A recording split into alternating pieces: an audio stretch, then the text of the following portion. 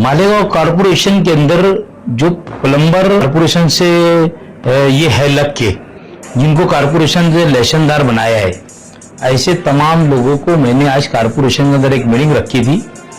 हमारा मकसद है एक मालेगांव शहर के अंदर 2 नंबर नल कनेक्शन जितने हैं उसको रेगुलाइज करना, और खास तौर पर इस प्लम्बर लोगों को ताकीद करना कि आप जो 2 नंबर का नल लगाते हो ये आप बंद कर दीजिए, 1 नंबर का नल लगाइए, आपकी रोजी रोजी है, आप सर्टिफाई प्लम्बर हो कारपोरेशन के।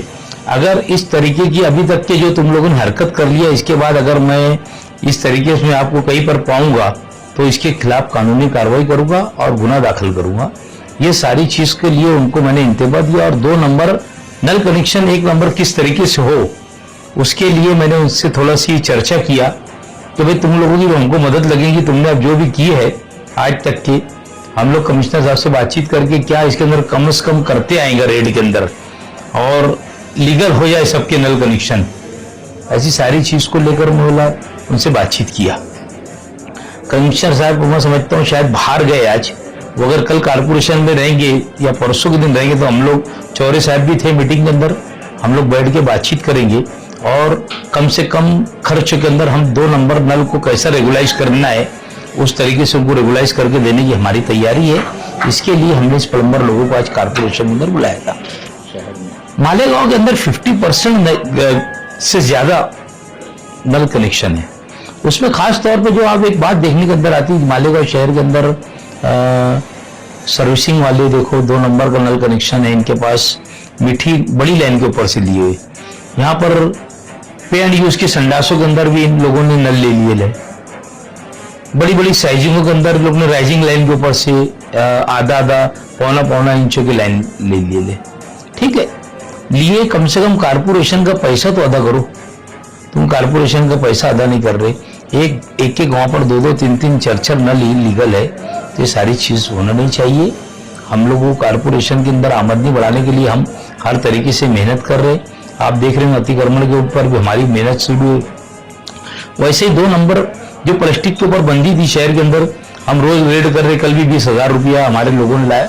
हमारा मकसद पैसा कारपोरेशन को आना चाहिए ये नहीं है, मकसद ये है कि कारपोरेशन का सफाई आमला जो है, हम लोग परेशान सफाई के इसमें रहती कि आदमी प्लास्टिक की थैली के अंदर घान कचरा डालता और फेंकता तो डायरेक्ट गटरों के अंदर जाती, गटरे चौकअप होती। और जब गटरे चौकअप होती तो जाहिर सी बात है कि पानी रोड के ऊपर आता, हाहाकार मचती। तो ये सारी चीज के लिए हम लोगों ने प्लास्टिक के ऊपर जो 2018 के अंदर गवर्नमेंट ने पाबंदी लगाई थी, हम उसके ऊपर काम कर रहे। ये हफ्ते के अंदर तुमको और देखने के अंदर मिलेगा कि हम जुम्मा के रोज पूरे मालेगांव के अंदर जितने एसआई है और जितने कामगार है पूरे मालेगांव में एक साथ हम रेड करने वाले।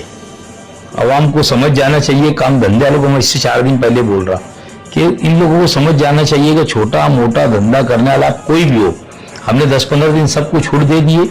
हम अब किसी को छूट नहीं देंगे, फिर वो चाहे केला बेचने वाला हो, चाहे जाम बेचने वाला हो या आम बेचने वाला हो। कल भी हमने जहां पर पुलिस गए थे हमारे लोग, वहां पर पुलिस लेकर गए थे, और वापस आजकल के अंदर और बड़े बड़े गोडाउन पर रेड करने वाले। कोई किसी की भी ये चलेगी नहीं कि भाई मेरा वसीला है, मैं ये वसीले से काम करूंगा। हम किसी को वसीले का जो भी है हमने सब पदाधिकारी लोगों ने ठहरा लिए, लेकिन एक दूसरे के मामले में नहीं बोलेंगे। तो शहर को, अगर शहर को पाक करना है, शहर की तामीर तरक्की करना है, तो आप लोगों को सभी को मिलजुल कर एक दूसरे का साथ देना होगा। इसके ऊपर हम लोग चल रहे। मुंबई, गुजरात, पूना ऐसे शहरों से मालेगांव में प्लास्टिक आती है,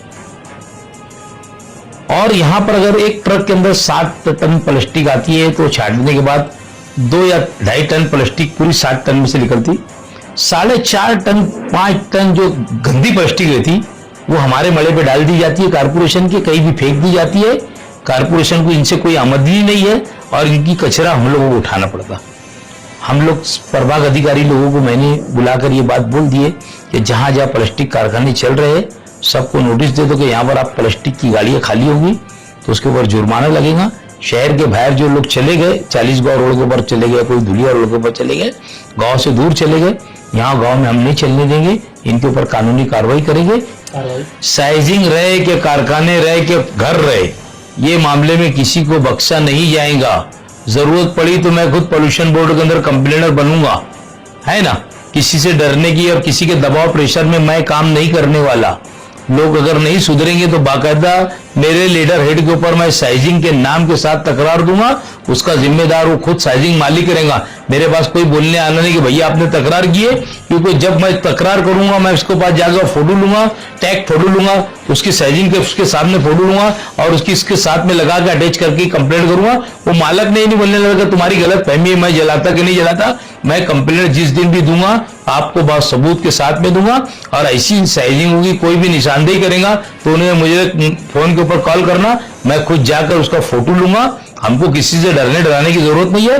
शहर के सेहत के लिए हमको काम करना है। अगर लोगों का ऐसा रहेगा कैंसर की बीमारी शहर के अंदर फैल रही, टीबी के मरीज बढ़ रहे, तो ये सबसे बड़ी जो है बीमारी प्लास्टिक की वजह से होती। हम इसके ऊपर बिल्कुल नो कम्प्रोमाइज।